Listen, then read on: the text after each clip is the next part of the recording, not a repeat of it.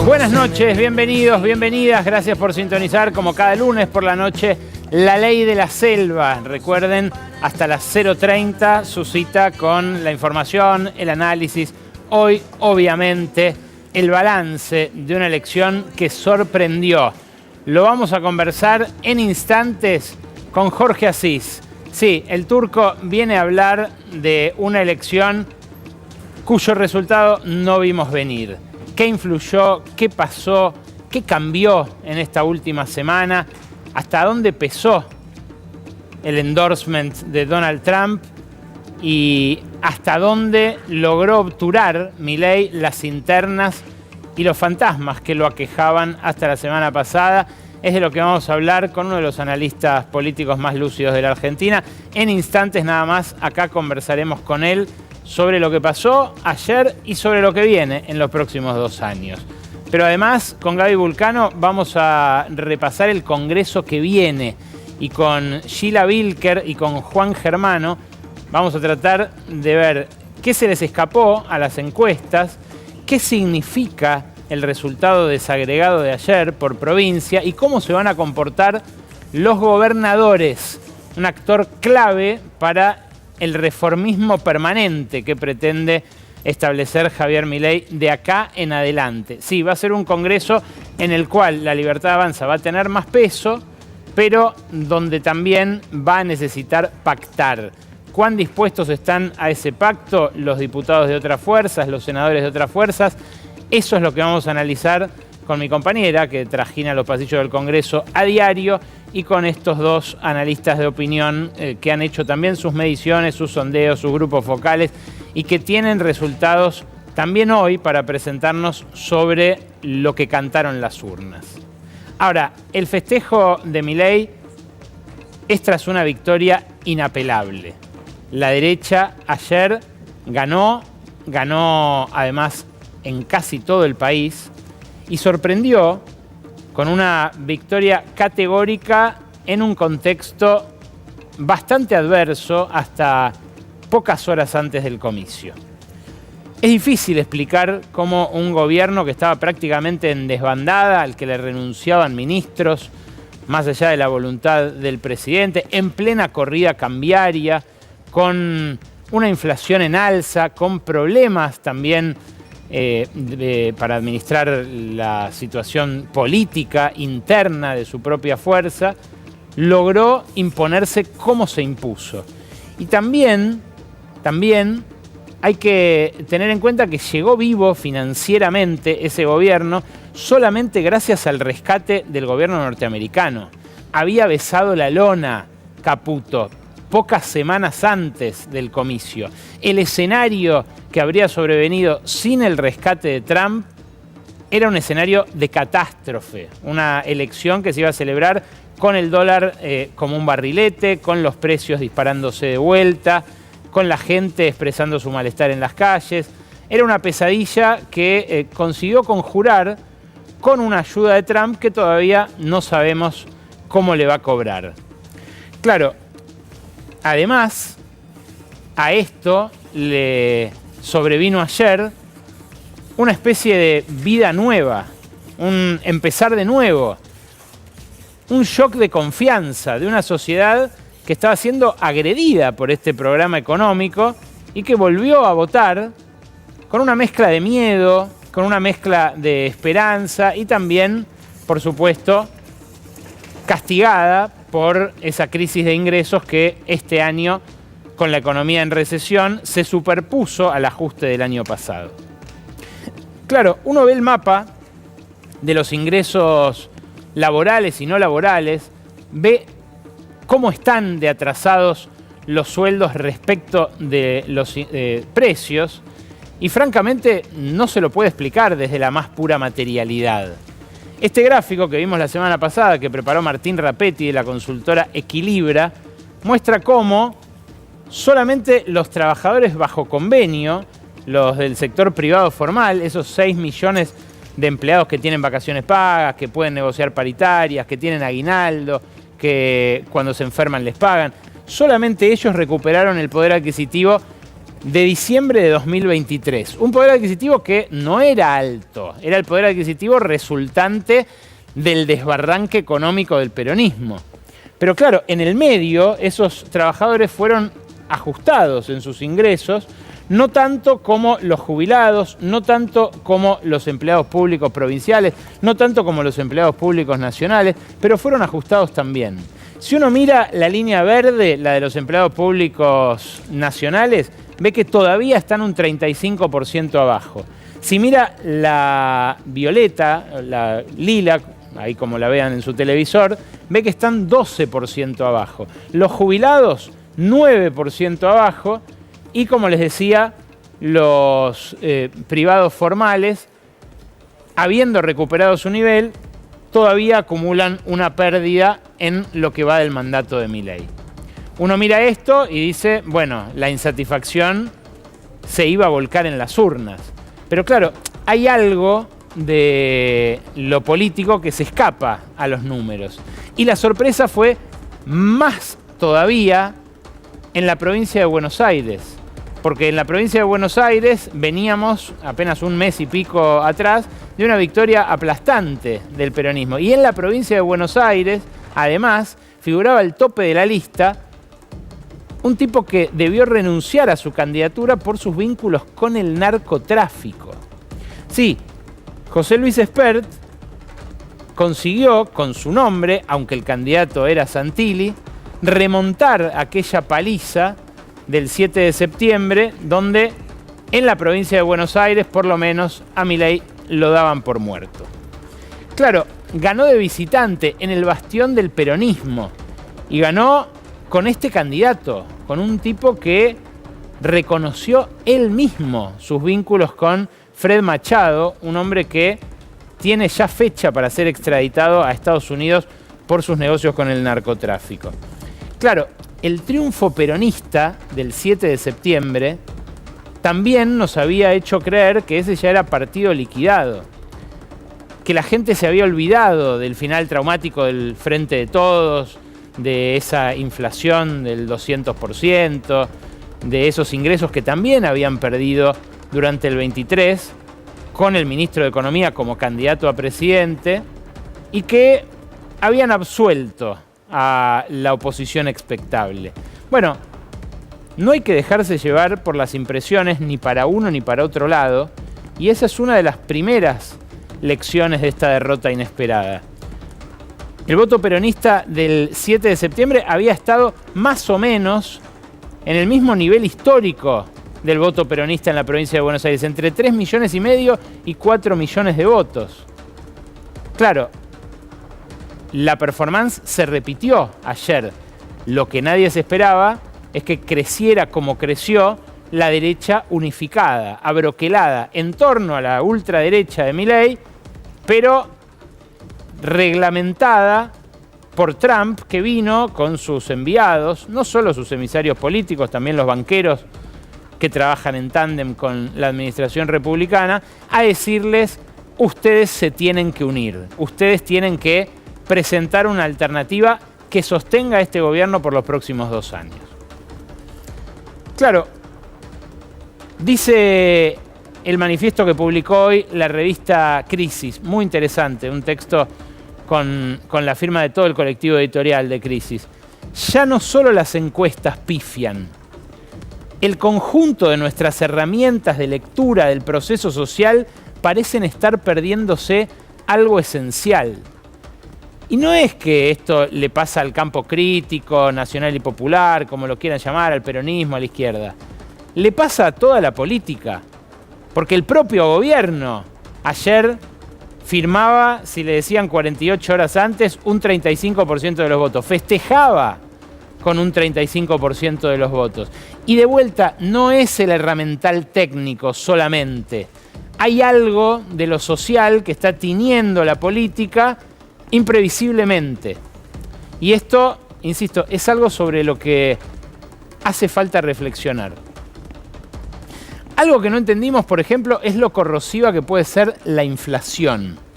Algo que, de algún modo, celebró el electorado de Javier Milei es haber bajado la inflación a una costa de achurarles una parte del ingreso, como veíamos en el gráfico inicial. El que definió para mí mejor que nadie esta cuestión es Álvaro García Linera, el ex vicepresidente de Bolivia. En estos 2 minutitos que te digo, vale la pena escuchar con muchísima atención. Son estos. Milei hizo eso. Milei de manera pervertida entendió algo de la angustia de la gente. Con el tema inflación. Claro. Y le dijo, yo resuelvo. No te sorprendas luego que la gente tolere esto. Yo me acuerdo que a algún compañero les dije, cuidado compañeros que se repita lo de Bolivia. Cuidado, no jueguen con la inflación. La inflación es un demoledor de ideas y de lealtades. En Bolivia, la Bolivia de los obreros, con casco, de los centros mineros, que le daban siempre las victorias a la izquierda y que el pueblo se identificaba con el casco minero que sacaba estaño de las entrañas de la Pachamama para vender al mundo. Esos mineros le dieron la victoria a un exdictador. Esos mismos mineros heroicos que leían a Lenin en sus asambleas, que discutían con un libro de Trotsky, con un libro de Lenin. El minero de base, con su coca en la boca y con su perforador en la espalda. Ese la inflación hizo que ese minero le diera el voto al ex dictador Banzer que los había bombardeado 5 años atrás en sus minas. ¿Por qué? Porque ese señor les decía, yo sé cómo acabar la inflación. Y la izquierda pasaba media hora con fórmulas extrañas para decirles cómo iba a resolver ese problema. Cuidado que pase eso. Les decía aquí a los compañeros de Argentina, no, Álvaro, no te preocupes, aquí la inflación es algo normal. No se juega con la inflación, nunca jueguen con la inflación, porque es el poder social por excelencia, el dinero. Es el poder social por excelencia. Yo mido mi capacidad de vincularme con el mundo por la cantidad de dinero que tengo en mi bolsillo. El rico, el pobre, el clase media, todos. Y si tú juegas con eso, estás jugando con el soporte emotivo fundamental que tiene cualquier persona del mundo. Hay que saber regular. Hubo un candidato que supo entender eso. Por eso está donde está. Y los otros candidatos no supieron. Hoy, ¿cuál es el problema? Hoy es el problema económico. ¿Qué tipo de economía realista, creíble, que llegue al sentimiento y a la expectativa de la gente puede ser posible? Si no tienes una respuesta con eso, los que están ahorita en el gobierno van a seguir donde están. Milei le prestó mucha más atención a esto que dijo Álvaro García Linera, que dijo este año, este recorte es de mayo de este año, pero que dijo también en 2023, y se ató a Trump ante la primer señal de que ese pacto con sus votantes se estaba empezando a resquebrajar. Se ató a Trump, se ató a los banqueros que desembarcaron casi en un abordaje la semana pasada en avioncitos chiquitos que llegaban de lujo de todas partes del mundo para una gala organizada por el JP Morgan. Y se ató también a los dictados de Trump, de Wall Street y del poder local, del poder económico, empresarial local, que le dijo, nosotros podemos rescatarte, en la medida en la que cambies algunas cosas. Claro, la alarma que le había empezado a sonar a Milei era la del dólar escapándose de la banda, el Banco Central perdiendo las últimas reservas para intentar defender esa banda de flotación, inviable para todos, para el Fondo Monetario, para los financistas locales, para el propio Scott Bessent, que la banca en público, pero sabe que para recuperar reservas tiene que haber otro régimen cambiario. Y el epifenómeno, la manifestación de eso que se le salía de control en lo financiero, era justamente la inflación. Lo que decía Álvaro García Linera corroe toda la lealtad política. Fíjate la inflación de las últimas semanas. No había pasado que hubiera una inflación del 1% semanal en alimentos y bebidas 3 semanas seguidas en todo el año. Hubo otros momentos con inflaciones más altas, 2% aquella semana de agosto, 2,1% esta semana de mayo, 2,4% esta de marzo. Hubo semanas de golpe inflacionario, pero 3 al hilo, en torno al 1%, no había pasado sino hasta esta escapada del dólar. Y claro, no iba a resignarse a que se corroyera ese pacto con el votante Milei. Lo dejó muy claro cuando fue a pedir, a rogar prácticamente, hincado de rodillas, el salvavidas a Scott Bessent. El salvavidas llegó por un montón de razones que ahora seguramente vamos a analizar durante todo el programa, pero llegó cuando se le prendía fuego la base de ese pacto. Y contra lo que creen muchos, Milei no se mostró como un loco. Tanto después de la elección del 7 de septiembre como anoche, después de la elección tan favorable que tuvo en las legislativas de medio término, mostró que está mucho más cuerdo de lo que la mayoría de los analistas sugiere, incluso de lo que dice su biógrafo, que le puso El Loco al libro que muchos leyeron sobre él. Milei sigue a pie juntillas el camino que le dictaron Trump y los dueños locales.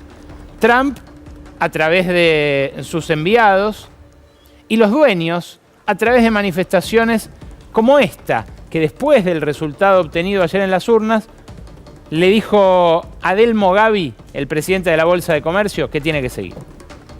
Los ruidos, sobre todo de los últimos días, eran exclusivamente políticos y nada tenía que ver con la realidad, sobre todo económica, que vive el país. Estamos sin ninguna duda en el buen camino. Es necesario ajustar la relación con aliados y gobernar estos 2 años que faltan con la misma firmeza en lo político que en lo económico. Es lo que le piden unánimemente los dueños, lo que le piden unánimemente tanto el presidente de la Bolsa de Comercio como todos los que podemos ver en esta foto, el presidente de la Rural, los banqueros, la gente de la Cámara de Comercio, de las cámaras bilaterales, obviamente del AmCham. Nunca dejaron de apostar por él, aun cuando muchos decían le están soltando la mano, cuando estalló, por ejemplo, el escándalo de la Agencia de Discapacidad, la apuesta fue siempre Milei. Hubo un momento en el cual se embelezaron con el experimento de la tercera vía que ensayaron los gobernadores, que terminó en un fiasco monumental, pero rápidamente volvieron al redil. Los dueños, y algunos se animaron a decirlo antes del resultado de ayer, como Marcelo Mindlin, los dueños, ni que hablar Eduardo Ornequian, siguen jugados en un 100% por la libertad avanza. Claro, le dice a Adelmo Gavi, es necesario ajustar la relación con aliados. Y esa relación con aliados es lo que va a marcar ahora, en esta segunda mitad del mandato, el pulso de la famosa triple reforma, la laboral, la previsional y la tributaria. Ahora, en algunos casos, el círculo rojo, el establishment, se permite exabruptos como el que van a ver ahora, de Alejandro Bulgeroni hijo, un muchacho de 26 años que vive en Londres, que por lo que me dijeron vino a Buenos Aires solamente por el cumpleaños del padre, aprovechó para votar. En Pan American Energy, la principal petrolera privada argentina, aclaran que no tiene un rol preponderante en la compañía la manejan los hijos del otro Bulgeroni, de Carlos Marco Bulgeroni a la cabeza. Pero este es el pensamiento y el sentir más íntimo del círculo rojo. Cucardos no vuelven más, el verdadero nunca más, tuiteó ayer Bulgeroni Jr., de paso banalizando el genocidio de la última dictadura. Claro, decía que expresa el sentir de muchos porque no solemos escucharlos, no solemos leerlos, salvo algunos casos muy aislados que tienen Twitter, que prepean periodistas, que gritan. En general, los dueños no se expresan en redes sociales. Pero claro, lo que sí hizo a pie juntillas Milei es responder a este pedido, casi un mandato, de Trump y del establishment local. Hay un fragmento clave, que solo vamos a compartir ese, del discurso de anoche, donde dijo esto. Nos alegra saber que en muchas provincias la segunda fuerza no fue el kirchnerismo, sino el oficialismo provincial.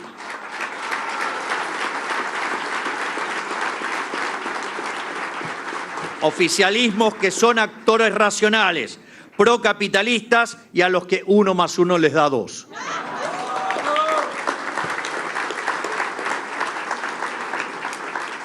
Es por ello que queremos invitar a la gran mayoría de los gobernadores que tendrán representación parlamentaria a discutir en conjunto estos acuerdos.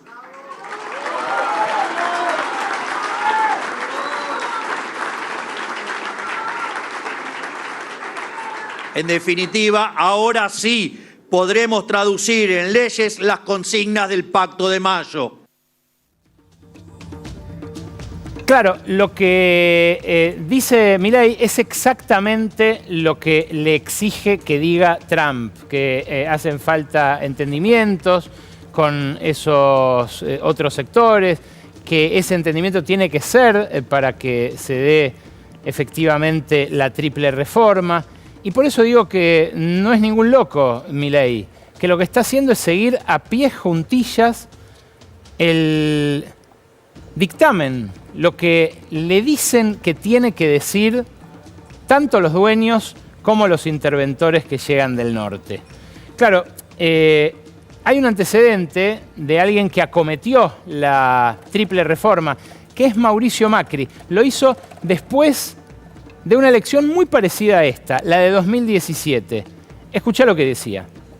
Así que bueno, esperamos seguir dialogando con los distintos sectores, también con los representantes del trabajo y conseguir que estas reformas propicien más trabajo. Pero también esto tiene que ver, que le dije en idea, con entender algo fundamental. Hemos decidido, y esto es algo importante, ser un país integrado, y cuando hablo de integrado es con cohesión, desde lo federal a los distintos sectores sociales, un país justo, un país moderno y un país que se inserte en el mundo. Y eso te significa que entendamos que entramos en una etapa de reformismo permanente.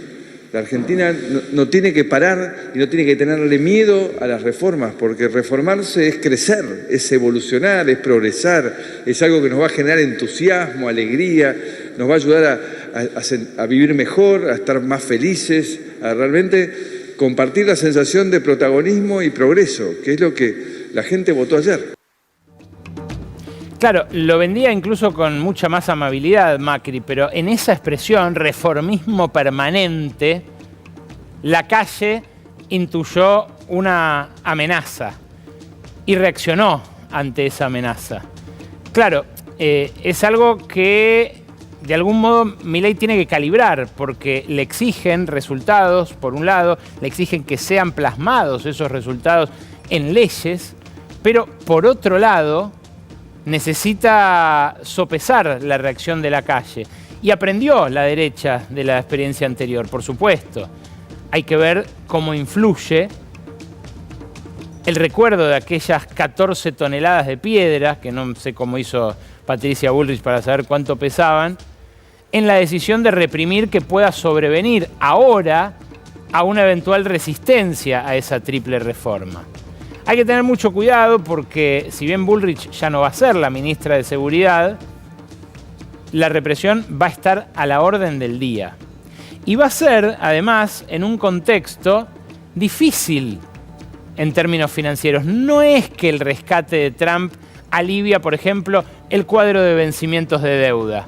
Fíjate esto que compiló la consultora 1816. Tiene que pagar netos 12.800 millones de dólares el año que viene y 19.000 millones de dólares en 2027 el gobierno, entre los vencimientos con organismos multilaterales, los vencimientos con acreedores privados y los vencimientos que acumuló el Banco Central en esta mezcla curiosa, novedosa, que hicieron Bausili y Caputo, mezclando promiscuamente las cuentas de una y otra entidad. Claro, son 33.900 millones de dólares, neteando la posibilidad de que los multilaterales refinancien los vencimientos de capital e interés. Es mucha guita. Y por eso sigue a pie juntillas, como sigue Milei, lo que le indican desde el norte. Claro, en el norte publicaron notas que ponen en negro sobre blanco estas exigencias. El Wall Street Journal, por ejemplo, hoy lo puso en portada a Milei, estaba eufórico con esto el presidente, y dice: el resultado más sólido de lo que pronosticaban la mayoría de las encuestas le da a Milei un nuevo impulso político tras meses de agitación por los profundos recortes de gasto y la grave recesión del último año. También refuerza, admite el Wall Street Journal, su posición ante Washington y el fondo, que han condicionado el apoyo financiero futuro a la supervivencia de su proyecto de austeridad. No se la esperaba tampoco el Wall Street Journal, que sacó varias notas previendo una catástrofe ayer domingo, y que hoy le reconoce esto, aunque reitera el condicionamiento que pesa sobre su propio gobierno. The Economist fue algo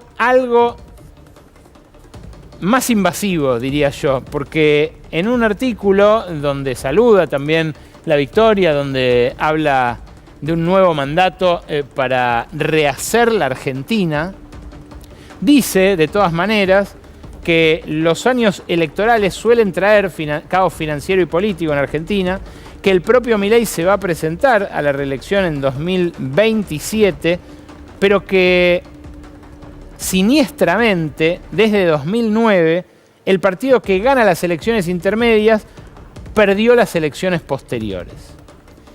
Y esto, dice el prestigioso semanario conservador británico, solo lo puede evitar un conjunto de reformas estructurales que impulsen el crecimiento y creen empleo. Cuanto antes pueda proponer dichas reformas al Congreso, mejor. No hay tiempo que perder, lo apura. Y claro, si uno mira las reservas que tiene el Banco Central, concluye lo mismo. No tiene tiempo que perder Milei. Si Scott Bessent, el secretario del Tesoro, le saca el pulmotor, inmediatamente se pone de manifiesto esta situación. Las mismas reservas netas negativas que tenía Sergio Massa cuando llegó a ese agónico final del mandato del Frente de Todos como ministro de Economía y candidato. El Fondo Monetario, ¿qué exige? Esos puntitos rojos. Mirá lo lejos que está la trayectoria de las reservas de las metas fijadas trimestralmente por el Fondo Monetario. Bueno, por eso The Economist le dice que no tiene tiempo que perder. Y son dos fuegos los que hay detrás de la euforia. Por un lado, la fragilidad del plan. Por otro lado, una calle que acecha, que también aprendió de aquel 2017 y que sabe que esas reformas son a costa suya. Claro, a costa de algunos de los que ya sacrificaron ingresos en la primera mitad del mandato. Ahora, si depende del pulmotor de Trump, conviene ver hasta qué punto le conviene a Trump mantenerlo prendido. Porque en 3 días Trump se va a reunir con Xi Jinping, con el premier chino. Y puede llegar a ocurrir que, como en otras ocasiones, estas dos personas que libran una guerra fría, nueva en el siglo XXI, lleguen a un entendimiento. ¿Qué pasa si hay un entendimiento y la guerra vuelve a enfriarse un poco? ¿Qué pasa con Milei como aliado vital, como dijo Scott Bessent al saludar la victoria esta madrugada? Vital es más que estratégico. Quiere decir que Argentina resulta vital, resulta importante para que Estados Unidos viva. Bueno, esto está por verse si hay un entendimiento con China, porque, claro, a Estados Unidos le dejaron de comprar soja a los chinos, escaló el conflicto comercial al punto de que empezó a subir el costo de vida allá. Diría Linera, no jueguen con la inflación. Bueno, Trump tiene muchos incentivos para no tensar más esta relación que tiene con quien desafía su hegemonía.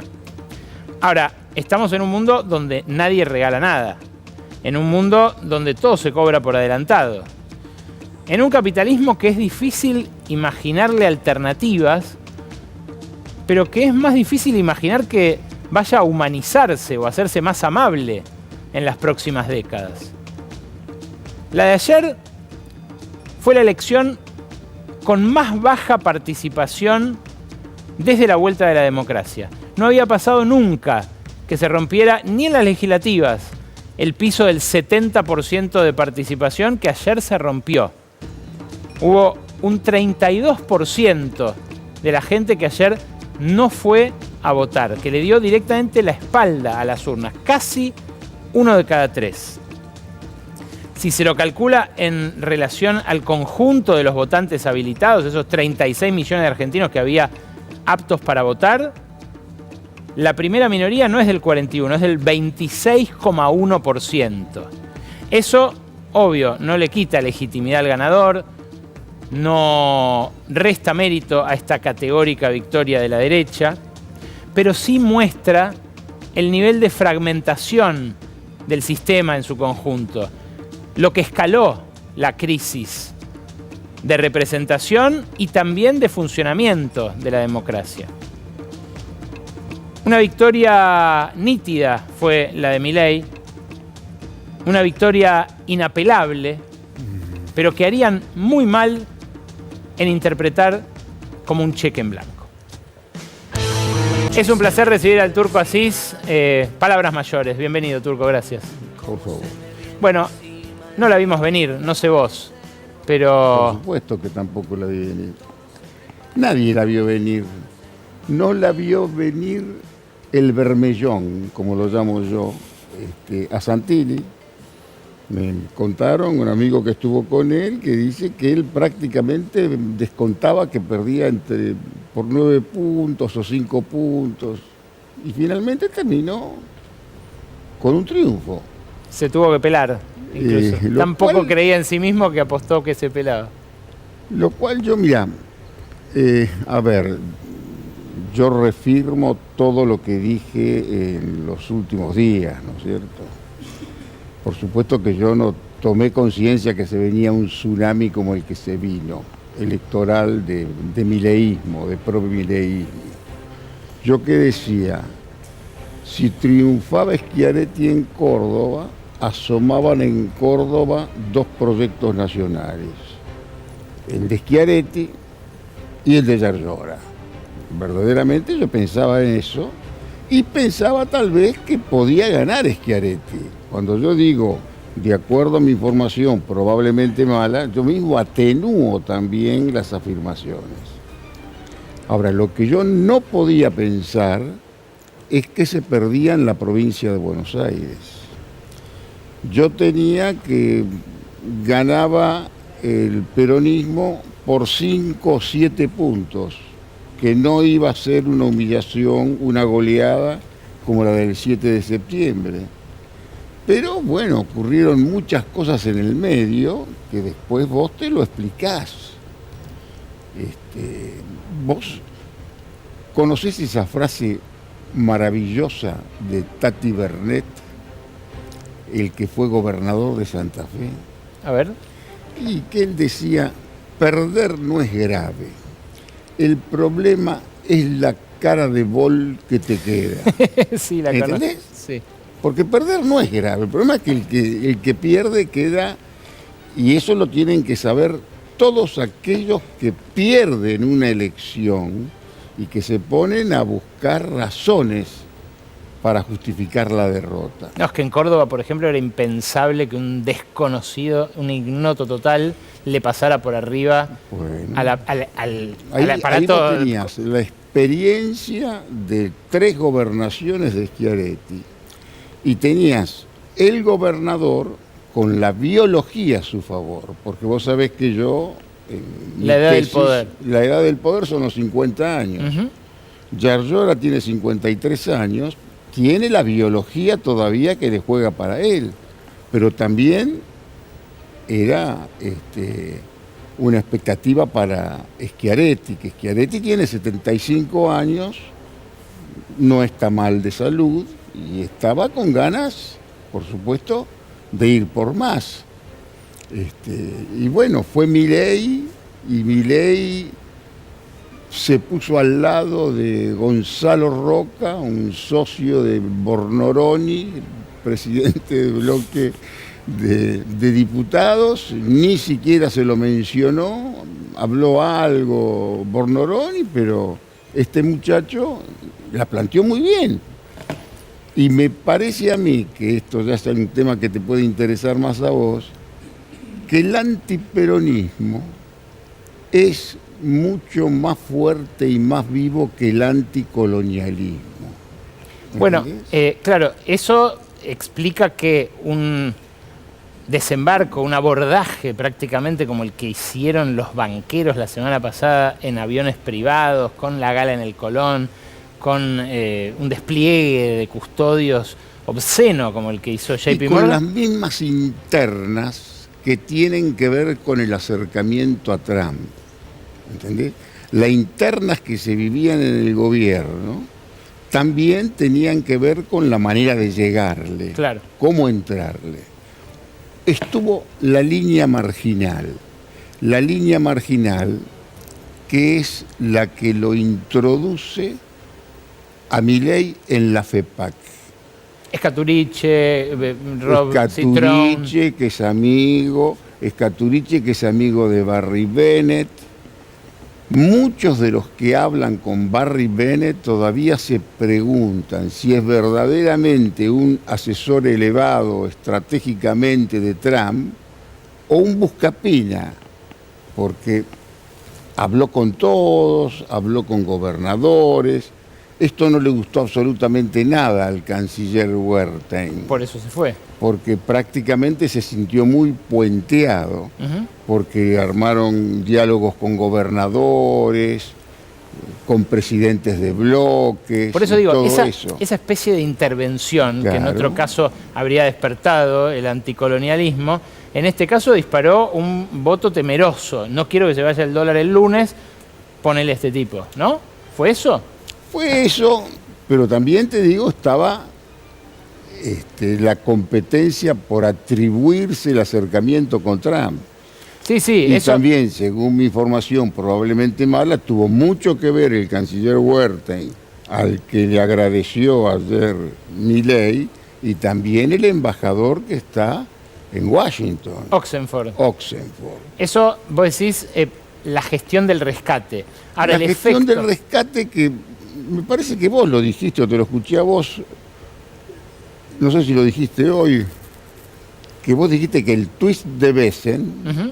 prácticamente fue providencial para el gobierno, Sí, claro. porque se venía una semana que era verdaderamente brava. Besaban la lona. Bueno, fue importantísimo ese tuit, por lo menos para llegar al 26 de octubre, Ujú. ¿no es cierto? Pero, bueno, pero la pregunta es ¿cómo operó en el electorado? Porque uno. en el electorado, porque me parece, intuyo, ¿no? Esto ya no, ya ahora, a mí no es que se me quemaron los papeles, pero ya no tengo la certeza que tenía hace 4 o 5 días cuando hablaba de todo esto. Me parece que trabajaron muy bien el tema del miedo Cuca. Ah, ¿sí? Me parece que eso entró perfectamente. Este es un problema ya cultural. Se movilizó el Que antikirchnerismo, el tiene, antiperonismo. claro, el antikirchnerismo, el antiperonismo, una cosa muy cultural que en el fondo tienen con el peronismo, porque en realidad casi todos los empresarios que están medio atesorados por el riesgo Cuca, casi todos hicieron fortuna Durante el con kirchnerismo. el peronismo. Sí, sí, claro, claro. Por supuesto. Obvio, obvio. Esto es comparativamente, vos ves los otros, los que lo prefieren, qué sé yo. Con Macri terminaron todos encuadernados, te abre la economía, pero bueno, todavía los empresarios bancan este proyecto. es algo que para mí es indubitable. Mucha gente entreveía que que se estaban alejando, que le estaban soltando la mano. Lo que pasa es que no hay para ellos una alternativa. Coquetearon un tiempito con Provincias Unidas, ¿no? Pero terminó como terminó. Un fiasco. Bueno, Provincias Unidas, hay quienes piensan que los que pensaban votar a Provincias Unidas finalmente votaron a Milei. Como los dueños. También claro, por el tema del riesgo Cuca. Ahora, yo aconsejo a todos los que jugaron otras opciones que se acuerden del teorema de Bernet, ¿entendés? Porque andan por los medios, explican, y estos fenómenos populares son absolutamente inexplicables, porque en realidad pasó en Córdoba, tengo entendido, con gobernador que creía a la mañana que estaban arriba por 6 puntos y al mediodía que estaban con 6 puntos abajo, ¿entendés? Y aparte los que miden las encuestas tampoco percibieron este movimiento que se venía. Ahora vamos a hablar con dos encuestadores que ya están acá en el estudio, con Juan Germano y Sheila Wilker, pero ¿hasta qué punto sigue Milei encarnando, además del antiperonismo, el sentimiento antipolítica? Mira, yo creo que este muchacho no tiene nada que ver con la locura. Me parece que es un vivo, es verdaderamente muy vivo. Convenció a todos que a él la política no le interesa, que lo suyo es la ópera, que para la política está la hermana, pero él impuso la candidatura de Esper, la candidatura de Spargosi, de la modelo que fue como número 2, de la Reichard. Y en realidad los dos grandes ganadores electorales de él son Patricia Bullrich y Santilli, que los dos baluartes del PRO. Claro. Baluartes del PRO, que con Macri no se consagraron y se consagran después con Milei. Y Milei en la práctica es un reivindicador indirecto de Rodríguez Larreta. ¿Por qué? Y porque Santilli fue el candidato de Larreta para ser gobernador de la provincia de Buenos Aires. Es cierto. Y Patricia Bullrich fue el instrumento de Macri para terminar con Rodríguez Larreta, y que me parece que fue uno de los grandes errores de Macri, porque no tenía por qué masacrar un proyecto como el de Larreta, un tipo que fue prácticamente de su riñón. ¿Cómo lo deja esto al ángel exterminador? Y suplementario, te diría, en un banco de suplentes muy honorable, qué sé yo, como puede ser Cavani en Boca, que puede estar en el banco de suplentes, pero repleto de honores y demás. Pero no hace ningún gol. No creo que sea tan fácil para Macri imponer un ministro, y menos ahora, porque en realidad el primer sorprendido por este tsunami de votos fue Javier Milei. Fue Javier Milei invariablemente, porque él dijo, con los resultados del domingo, yo voy a hablar del nuevo gabinete. Cuando vio este resultado del domingo, no hizo ningún cambio de gabinete. Obvio. No modificó absolutamente nada. Que vengan a buscar. ¿Cuál es el título de la nota mía que terminé hoy, que edité hoy a las 5 de la mañana? Si con la disrupción le va bien, ¿por qué cambiar? No, claro. ¿Para qué cambiar si le fue verdaderamente bien? ¿Hasta qué punto le renueva el crédito, le extiende una cuota de paciencia? La verdad, sorprendente en este momento de tanta ansiedad, ¿no? Epocal. El elector a Milei, y hasta qué punto es la última oportunidad. Mira, yo no sé si es la última oportunidad. Me parece que de pronto tiene que haber una especie de resignación, de decir, este es el candidato, este es el que puede permitir que no vuelva al kirchnerismo. Me parece que el kirchnerismo no sabe defenderse de los ataques. Grandes horrores, porque prácticamente lo ponen como prioridad, terminar con el kirchnerismo, que en realidad es un fenómeno cultural del peronismo como lo fue el menemismo, ¿no es cierto? Pero bueno, esa cosa que está muy bien hecha, la jefa del peronismo con la tobillera, todos los datos que te llenan todos los programas de televisión con los personajes icónicos del kirchnerismo permanentemente, y me parece que no saben cómo defenderse. Te habla el autor de la marroquinería política. Sí, Conozco un poco ese tema porque tampoco supieron defenderse ante toneladas de información perfectamente detallada y demás. Pero identificaron muy bien todo el peronismo con estos datos y tiene éxito y le va. Y la clase media compra y los empresarios compran y el riesgo Cuca existe. Ahora que quedó obturado por esta elección, que si lo siguieran evocando sería, bueno, fantasmagórico, ¿no? En esta segunda mitad del mandato por lo menos. ¿Qué puede hacer el peronismo para reinventarse? ¿Cómo te imaginás vos un resurgir del peronismo? Que la última vez que estuviste acá me dijiste es el único instrumento que puede frenar a Milei. ¿Cuál es la polarización con Milei hoy? Esa, sí. El peronismo, no hay otra. No hay otra. Digamos, uno no tiene otra alternativa. Yo no, por una cuestión estética, no puedo estar con Milei.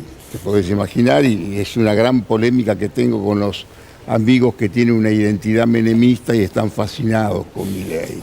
Lo que pasa es que yo entiendo el menemismo como un fenómeno cultural del peronismo y bueno, los que tienen alguna relación con las bases populares del peronismo no pueden bancar esto.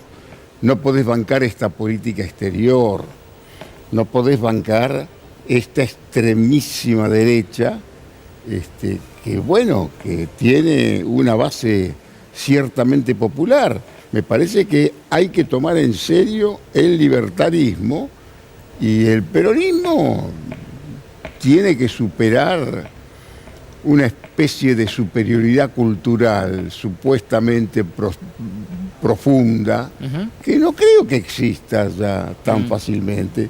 Tal vez, y me parece que Kicillof cuando lo planteó tuvo razón, hacen falta canciones nuevas.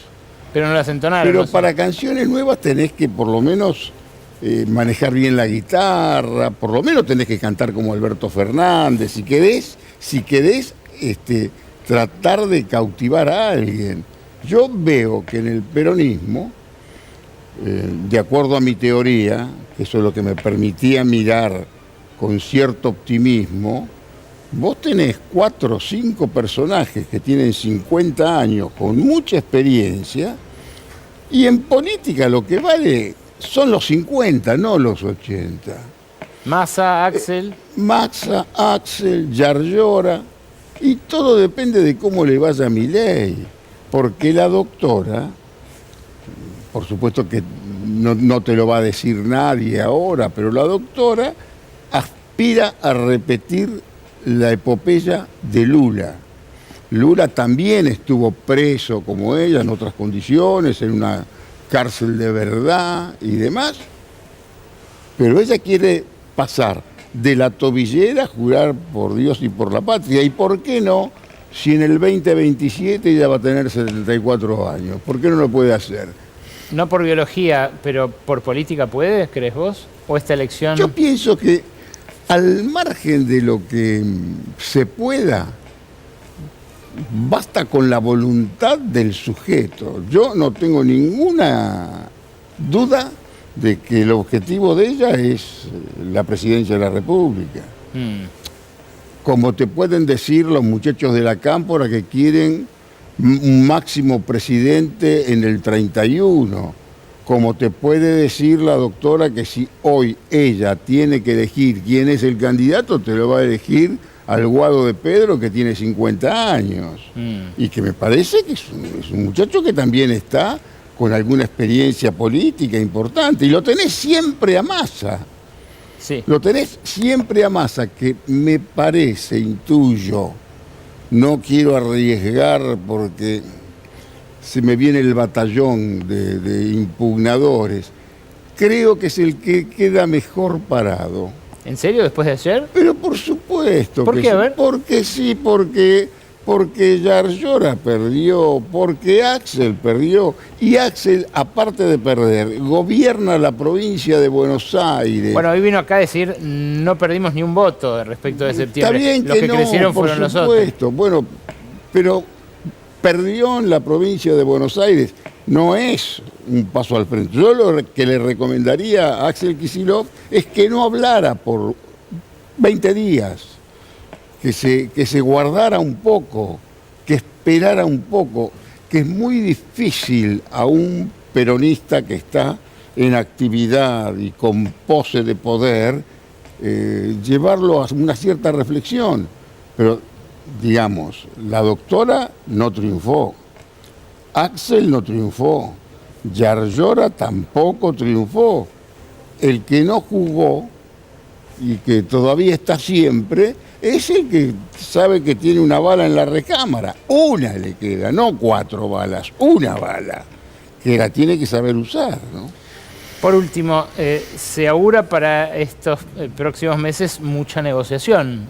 Va a necesitar Milei para esto que le imponen como agenda, la triple reforma. Votos prestados. ¿Se los van a prestar? Yo pienso que sí. Mira, con los gobernadores se manejaron muy mal.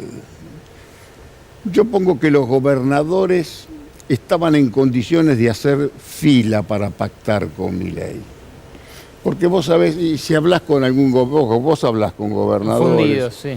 Pero yo almorzando con un gobernador me dijo, yo sé que los compañeros se enojan conmigo, pero a mí me pusieron acá para resolver los temas de mi provincia y no puedo resolver los temas de mi provincia si no tengo una buena relación con el poder central. Lo que pasa es que se pasaron estos muchachos, se pasaron, arreglaron con Mendoza, con Chaco, con Entre Ríos, rebotan en Corrientes, ¿entendés? Y bueno, pero ahora Milei está sostenido por la opinión pública. Está sostenido, legitimado, acaba de ser protagonista de un fenómeno, él sabe que es un fenómeno, él se abrazó con la hermana, se abrazó con Santiaguito, con todos, y no se fue nadie, homenajeó a todo su gabinete, y si así se mandó esto con 40% y mirá, está absolutamente legitimado el muchacho. Razón por la cual yo te diría, yo no vaticinaría ningún fracaso inmediato. Por lo menos, te diría, este muchacho creo que lo va a terminar sin ningún problema su periodo. Jorge, gracias por venir como siempre, ¿eh? Por favor. Ustedes quédense, porque vamos a hablar con dos analistas de opinión, Sheila Bilker y Juan Germano, luego de que Gaby Vulcano nos ponga en perspectiva el Congreso que viene y este poroteo donde van a estar tan activos tantos. Quédate hasta las 0:30, la ley de la selva.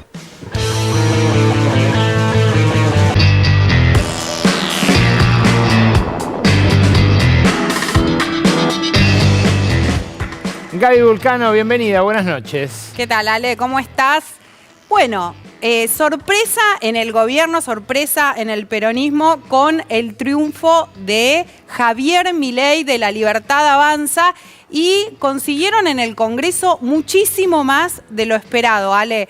Porque sí, decían en el oficialismo, vamos a conseguir un buen número, vamos a sumar diputados, vamos a sumar senadores, pero no pensaban que iban a sacar los números que sacaron. Solo para ponerte un ejemplo, en la ciudad de Buenos Aires no solamente superaron el 50% de los votos en la categoría de senadores con Patricia Bullrich a la cabeza, sino que ganaron en todas las comunas. En todas, cuando te digo en todas, es incluso en las comunas que solía ganar el peronismo o donde al peronismo le iba más o menos bien, en las comunas del sur de la ciudad de Buenos Aires, y además ganaron en 15 de los 24 distritos de nuestro país. Claro, ahora vamos a hablar con Sheila Wilker, con Jorge Hermano, si se reedita el fenómeno pop de Milei de 2023.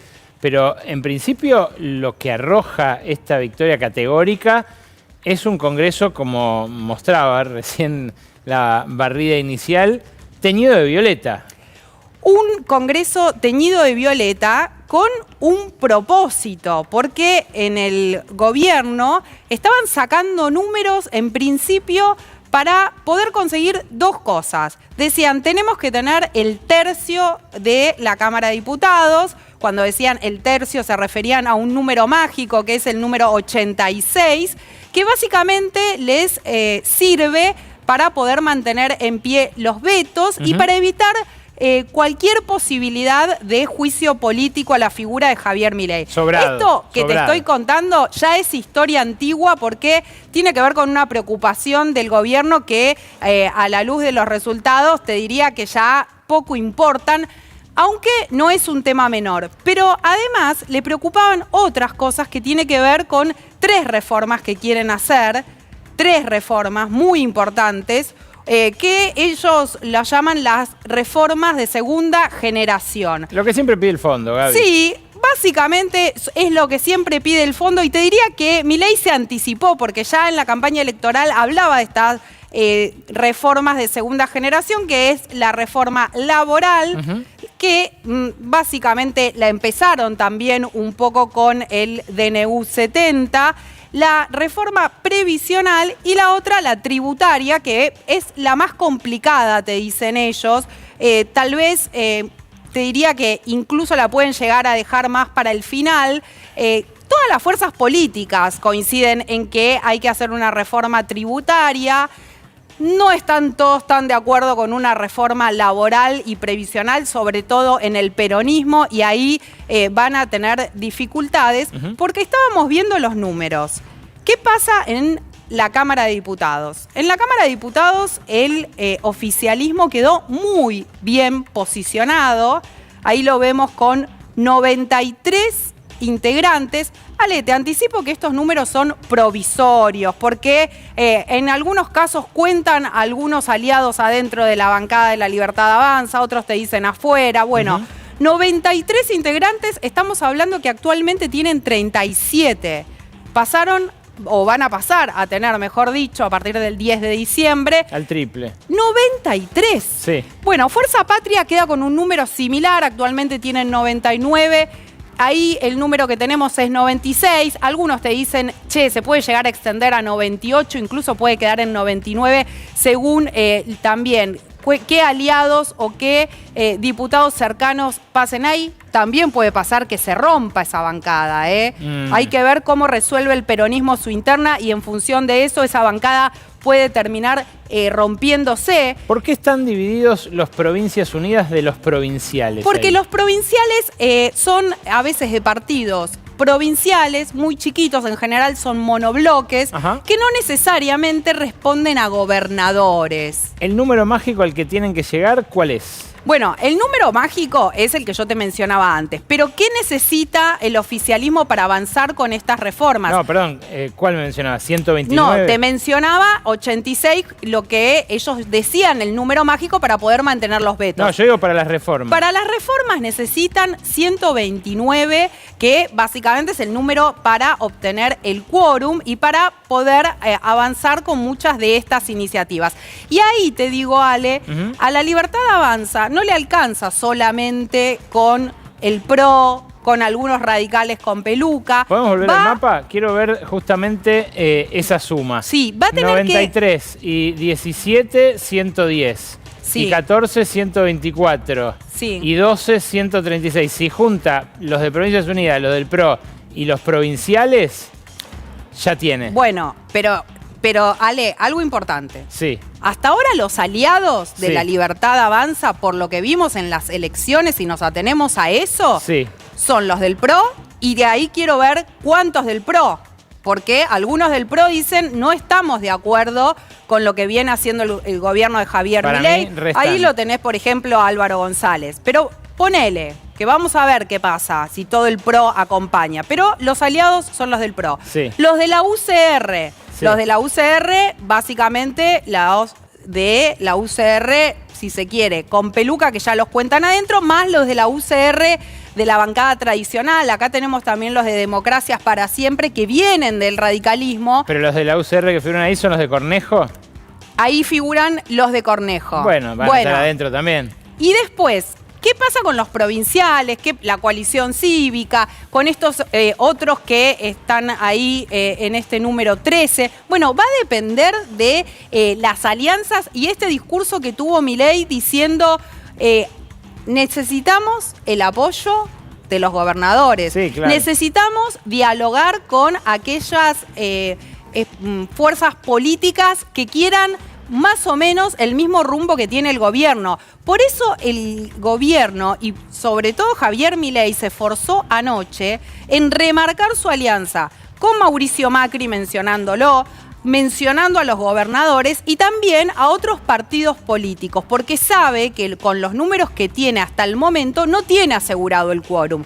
¿Puede pasar que lo consiga? Y yo te digo, sí, puede pasar porque estábamos viendo esos números. Y en el Senado, ¿qué pasa en el Senado? El Senado realmente también hizo un cambio muy, muy grande el gobierno, porque actualmente tiene solamente 6 senadores propios. Y va a pasar a tener 20, Ale. Es también un número muy grande. Y sí. Vos me dirás, bueno, pero tampoco les alcanza para ser ni la primera minoría, porque Fuerza Patria va a seguir siendo la primera minoría. Todo esto siempre que se mantengan unidos como hasta el momento. Hay que ver qué va a suceder. Y en el caso de la Unión Cívica Radical, bueno, queda con 9, el PRO queda con 6. El PRO lo podemos sumar a la Libertad Avanza, te diría ahí, porque... Sí. Si sumamos la Libertad Avanza y la UCR, ya están en el quórum, ¿no? No, para el quórum necesitan 37. Bueno, 29, tenés que sumar a casi todos. 29, 35, sí. Con 2 provinciales ya 37. Sí. Y es más, las Provincias Unidas yo también lo veo con unas ganas. Bueno, ahí va a ser clave cómo se maneje el gobierno en el vínculo con los gobernadores. Si va a inaugurar un nuevo modo de negociación, porque hasta el momento vimos que muchos gobernadores venían tratando de funcionar como aliados, de a poco se fueron alejando, armaron este nuevo espacio que la verdad no le fue muy bien en las elecciones, salvo en Corrientes, en el caso de Valdés, que quedó bien posicionado, pero por un puntito y medio, no mucho más. Sí, pero aún así, hoy charlamos con él, también unas ganas de acordar. Bueno, Valdés venía acompañando mucho al gobierno. Y ojo también, Ale, con los gobernadores peronistas, porque no los estamos contando. Claro. Y vimos que tanto Jaldo en su momento como Jalil fueron aliados del gobierno, después tomaron alguna distancia y también ahí te metería a Zamora, Gerardo Zamora, que todos le fue... ellos están dentro del bloque Fuerza Patria que mostramos recién. Sí, están dentro del bloque Fuerza Patria. Te diría que en el caso de Zamora, que parece un incondicional dentro del peronismo, aunque es alguien externo al peronismo y cuenta a sus senadores y diputados en la bancada de Fuerza Patria, también en algunos momentos le brindó apoyo al gobierno en cosas muy puntuales. Entonces me parece que va a ser clave cómo se posicione el gobierno ahora frente a los gobernadores. Tienen menos margen de maniobra hoy los gobernadores, ¿no? Porque si les hubiese ido bien en las elecciones, se podrían parar de otra manera. Gaby. El Congreso quedó un Congreso violeta, muy en favor del oficialismo, pero se va a tener que sentar a negociar sí o sí si quiere sacar las reformas que ya está pensando y en las que ya está trabajando. ¿Me acompañás a hablar con los consultores? Me parece que la tienen bastante fácil, bastante fácil. Gila Vilker, Juan Germano, gracias por venir a la Ley de la Selva. No ustedes que la tengan fácil, digo, los negociadores del gobierno. Ustedes, bueno, me imagino que se sorprendieron un poco con el resultado, algo habrán visto antes, no era algo que previeran las encuestas, ¿no? A ver, la provincia de Buenos Aires, la caída en el traqueo se vio. O sea, la chica de la diferencia en provincia de Buenos Aires, eso se vio. El gobierno arriba se vio. Pero una cosa es ver los números y otra cosa es el impacto de la realidad, ¿no? Este renacimiento absoluto que tuvo el gobierno, que me parece esta second chance, esta segunda oportunidad, que creo que era algo que, por más que uno mira números, viste que los mirás con la atención de, che, estará bien, me parece contraintuitivo. ¿Te pasó vos eso? que tenés, sí, por supuesto, hablar con los consultores, vos que tenés y vos que tenés. Bueno, más allá de todo eso, viste, las escenas no suceden hasta que suceden, ¿no? Los números previos son proyecciones, son pronósticos. Por eso el impacto yo te diría, del día electoral siempre es tan sorprendente, y también porque, mira, la última semana nosotros habíamos hecho un par de preguntas que tenían que ver con esto. ¿Quién llega fortalecido, quién llega debilitado, ¿no? Entonces preguntamos al gobierno, ¿llega fortalecido o debilitado? 2 de cada 3, debilitado. Y el peronismo, ¿llega fortalecido o debilitado? 2 de cada 3, fortalecido. Pero Entonces, eso no quería decir que los votaran. Por supuesto que no, pero yo creo que esa disposición a leer lo que hay también te marca la sorpresa que fue esta elección, ¿no? A ver, ¿qué primera respuesta ensayás y te pregunto las razones, Juan? Creo que hay razones desde el punto de vista del oficialismo y hay razones desde el punto de vista de la principal oposición. En la primera, hay varias, pero la primera que me viene a la mente es el gobierno asume con el principal problema siendo la inflación para casi, en nuestros números, casi el 50% de los argentinos, diciendo la inflación es mi principal problema. Y ese era un problema que, con algunos matices en algún momento en la pandemia, etcétera, pero tenía 10 años rankeando número 1 en la principal preocupación argentina. Los 4 de Alberto Fernández, los 4 de Mauricio Macri y los 2 últimos de Cristina Kirchner. En 7 meses el gobierno, ese principal problema número 1, había pasado a ser 2. Y en 1 año y medio había pasado a ser 6. Entonces el gobierno fue bastante rápidamente, bajó considerablemente la preocupación, independientemente del número, independientemente de la palabra inflación, el incordio que significa tener la imposibilidad de proyectar ni una semana ni 2 semanas respecto a lo numérico de lo que significa la inflación. Claro, como todo, cuando bajó ese número subieron otros.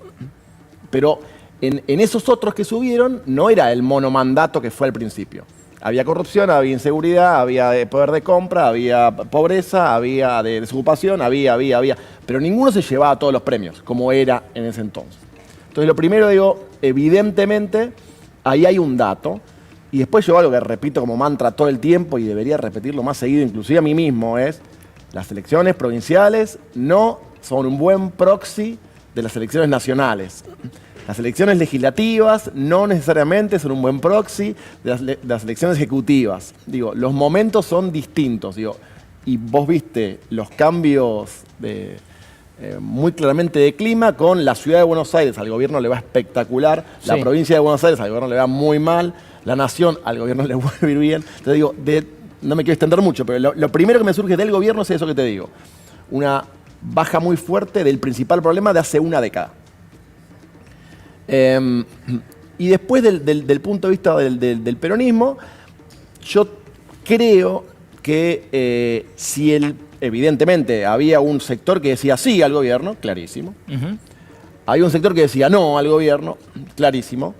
Y después te quedaban yo llamaba los sí pero y los no pero, ¿no? Los sí peristas y los no peristas, ¿no? El sí perista, el que decía sí al rumbo, importante bajar la inflación, cuentas públicas ordenadas, pero valores, pero no me gusta que se metan con un chico autista, no me gusta universidades, discapacitados, pero no me gusta que insulte. Pero no me va bien. Pero mi economía me cuesta. Esas cuestiones eran un pero, ¿no? Digamos, y me parece que en ese sí pero, ese sí perista que no fue en septiembre en PBA, en la provincia. Ahora sí. Ahora sí. Entonces ahí, digo, me parece que la provincia funcionó como una especie de primaria No, digo, pienso en el 19 de Macri, donde suma 2.7 millones de votantes. Sí, claro. Pienso en el 23 de Massa, suma 2.9 millones de votantes. Lo que pasa es que tanto en una como en otra experiencia, Juan, tanto Macri como Massa desplegaron políticas para revertir eso.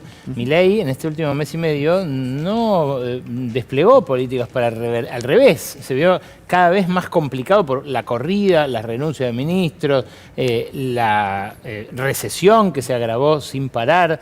La pregunta es, ¿esa elección de septiembre despertó el antiperonismo? ¿Fue como un llamador de, pueden volver los peronistas al poder? Y entonces, porque uno mira los números absolutos y ve que la cantidad de votos... 1 millón más de nuevos votantes para La Libertad Avanza. Claro. Digamos, eso es efecto del 7 de septiembre. En ese sentido coincido plenamente con vos, Juan. Eso es que la elección provincial terminó funcionando como primaria, como termómetro, y le permitió al electorado tomar, o por lo menos a un segmento del electorado, tomarlo al modo cálculo. Che, si esto es así, entonces en la próxima esto será así, ¿no? Digamos, la posición estratégica que tienen los electores en relación con su voto. Pero entonces el antiperonismo es una fuerza social potentísima. Por supuesto. Por supuesto, no es una novedad en Argentina, y te diría que hay algo ahí también que tiene menos problemas que el peronismo, porque el antiperonismo ve al peronismo en bloque, y esto significa no tiene interna, mientras que el peronismo tiene sus internas, porque el peronismo es variopinto en su color, en su posición, ¿no? Entonces, vos tenés tensiones en el universo del peronismo que no tenés en el universo del antiperonismo. Y ¿hay un antiperonismo joven? Porque uno asocia al antiperonismo a determinada franja etaria, sí. Y sin embargo la pandemia parece haber alumbrado una nueva generación. A ver, hubo un modo de nombrarlo también ayornado, ¿no? Los Cuca, sí. Digamos, o sea, hay un posicionamiento anti-Cuca, que también es un posicionamiento, si querés, juvenil, son distintas formas del antiperonismo, pero que en definitiva están ahí, y hubo yo creo que surgió un sentimiento muy crítico en el medio de la pandemia.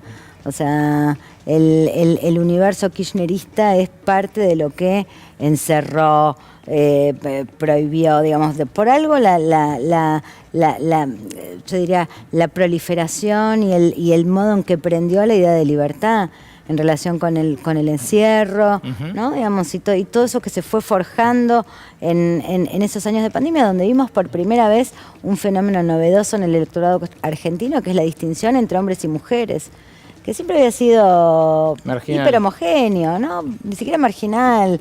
El comportamiento de hombres y mujeres en Argentina, hasta la pandemia no había tenido diferenciación. Es en la pandemia donde eso surge, ¿no? Entonces es hombres en el universo juvenil. Mira qué interesante. ¿Cómo creen que influyó el salvataje de Estados Unidos en las elecciones, o si tuvo algún tipo de incidencia? Yo diría que sí.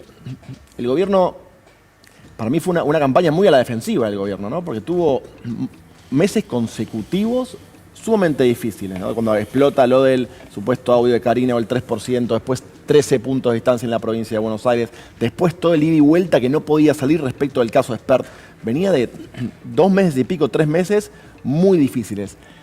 Entonces venía como haciendo, digamos, teniendo dificultades desde lo económico, esta idea de, bueno, llegan a mañana a vender no sé cuántos millones de reservas, llegan a pasado mañana, llega el lunes. Entonces, la parte económica estaba un poco crujiendo, haciendo ruido, y la parte de la discusión sobre Spert sí, Spert no, candidatura sí, candidatura no, también. Entonces venía con las dos pelotas medio, viste, en las dos manos, los malabares, le estaba quemando la mano. Claro, aparece Estados Unidos y ahí yo diría dos cosas. Uno, le permite darle más tranquilidad a la cuestión económica de acá a las elecciones. Bueno, este eje, con algún ida y vuelta en un tuit que dijo si era a mitad de término, si lo apoyamos o no apoyamos, pero conceptualmente el Tesoro de Estados Unidos trae esa tranquilidad, y me parece que es la excusa para permitirle al gobierno retomar cierto control narrativo para el sprint final de la campaña, donde se fue el eje Spert, lo corrieron de la candidatura, aparece Santilli, digamos, y arranca en un proceso un poco más virtuoso para el gobierno. Y lo segundo, que yo lo tengo medido, no sé vos, Gila, si lo viste, en el votante de Bullrich del 23 y en el votante de Milei del 23, este apoyo de Estados Unidos, no solo que yo lo esperaba neutral, tal vez un poquito positivo, no, 60% de apoyo al apoyo de Estados Unidos en ese perfil de votante. Entonces, en el elector duro, el blando, el posible de Libertad Avanza, le fue una tranquilidad, lo cual me parece que fue interesante. Y del otro lado no despertó ningún sentimiento anticolonialista. Bueno, era lo que había, digamos, no es que fue positivo para el ecosistema opositor. No, es que uno lo veía a Milei hincado en esa conferencia de prensa que dio Trump, en la que quedó completamente dibujado el presidente, con los medios atrás suyo, en una posición completamente asimétrica, con Trump... La carpetita, claro, con el tweet. todo lastimoso, y pensaba que se iba a despertar una vena de orgullo nacional, ¿no? No pasó. Pero Ale, yo lo que te preguntaría es, ¿qué dijo la oposición al respecto? Cero. Claro. Cero.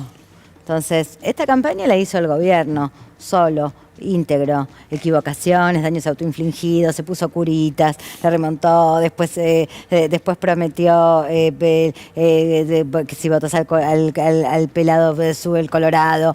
Todo lo hizo solo. ¿No? Digamos, él lo fue a visitar a Trump, él se juntó con Bessent, todo solo. Y del otro lado, un poco el lema era, si el enemigo se equivoca, no lo interrumpas, pero eso le sirvió como escudo para no hacer nada. Lo que pasa es que, a ver, en la política exige mensaje, exige liderazgo. A mí me parece que, digo, a ver, el peronismo en particular, no diría la oposición en general, sino el peronismo en particular, transmitió dos ideas, una es unidad. Bueno, más o menos llegamos juntos. A una cantidad importante de electores del peronismo no se le escapó que muchos de los candidatos eran prenda de unidad. Sí. O sea, la interna no se aplacó. Y transmitió una segunda idea que era frenar a Milei, que alcanzó para el convencido.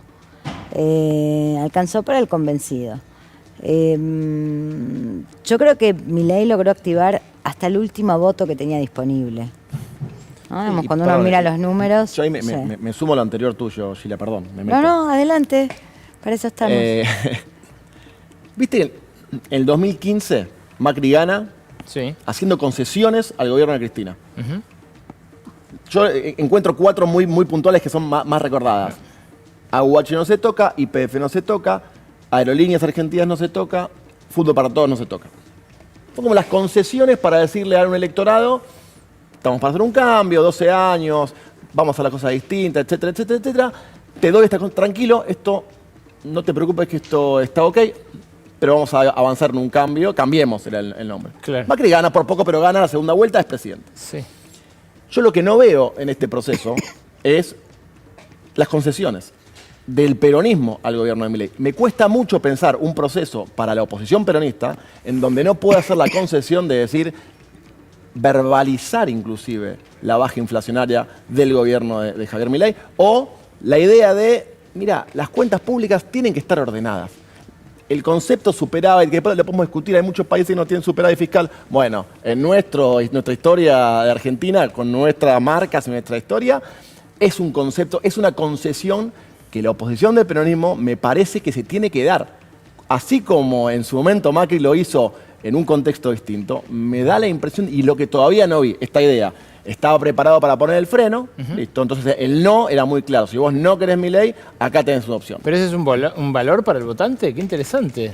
La concesión, digamos. Yo creo, me da la impresión que es una concesión que, porque vos fíjate, el gobierno cuando la oposición, cuando el peronismo no se anima a decir nada sobre ese tema, ¿no? Y de vuelta, no es que viene de Marte, viene de haber gobernado al menos los últimos 4 años, y no te animás a decir nada al respecto, ahí es donde yo veo, y bueno, me parece muy difícil, porque el gobierno hace bien en el juego de, y somos nosotros, o vienen estos, y fíjate lo que piensa el resto de esto. Yo creo que la oposición de Wall Street, voy a exagerar un poco, no digo que sea trascendental en Argentina, pero si hubiese ganado... o tenido la posibilidad de ganar, no sé, Miriam Bregman, hubiese sido, me parece, la misma reacción, conceptualmente. Entonces, como fuerza política, no digo que haya que guiarse por lo que piensa Wall Street, nada que ver, pero evidentemente hay una cuestión de base que el propio electorado, no al del no,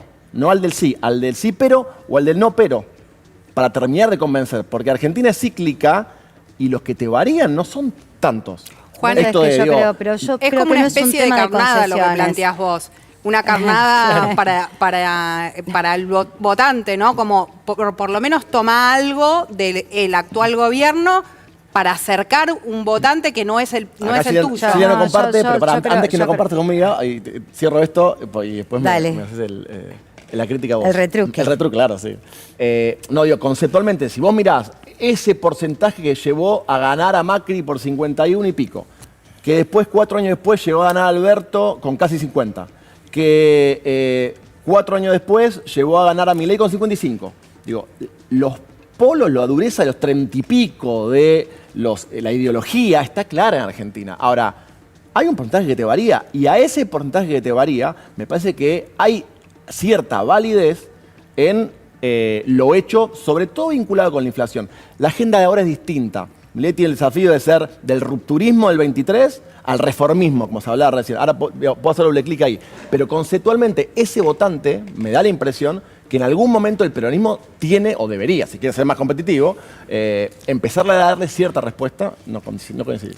No, creo que es un poco, a ver, creo que acá hay algo un poco más profundo de base. Por supuesto que los climas de época, las concesiones en realidad tienen que ver con los climas de época, y por supuesto las fuerzas políticas no pueden estar divorciadas de su clima de época, pero creo que acá hay algo mucho más profundo, mucho más trascendente en relación con la producción de un mensaje, de un programa, de algo capaz de abrir futuro, de transmitir una idea, que no tiene que ver solamente con plegarse al clima de época, sino con algo mucho más profundo que hace mucho tiempo que el peronismo no logra encontrar, no logra encauzar, y que no tiene que ver solamente con un guiño de, bueno, nos ponemos todos de acuerdo con que el déficit es 0. Es algo que tiene que ver con algo de otro orden. Proponer. Y con un, ¿qué? Proponer. Con proponer. Sí. Y con un peronismo que por otro lado está, yo te diría, cuando vos haces un poco un análisis del discurso del peronismo, lo que escuchás son patria, soberanía, instituciones, abstracciones, todas abstracciones, cuando el peronismo siempre fue una fuerza totalmente material. El asado, la heladera, la paritaria, el poder adquisitivo. Eso es lo que dice mi amigo Pedro Saborido. Mirá, desde la más pura praxis, pero Entonces, la abstracción, y además en un momento que cuesta la abstracción también a la gente. Hay algo de divorcio de lo popular. Y por algo también nosotros lo vemos, vos lo debes ver, pero el peronismo crece en los segmentos más formados, en los segmentos universitarios, pierden los sectores populares. O sea, hay algo ahí que es una transformación genética y al mismo tiempo un problema del peronismo. Chicos, tenemos que cerrar. Bueno. Muchísimas gracias por esto. Juan Germano, Sheila Wilker, gracias Gaby. Con ustedes nos reencontramos el lunes que viene, como siempre, a las 11 aquí, en La Ley de la Selva. Chao. Dejé de sostener el techo y se me vino encima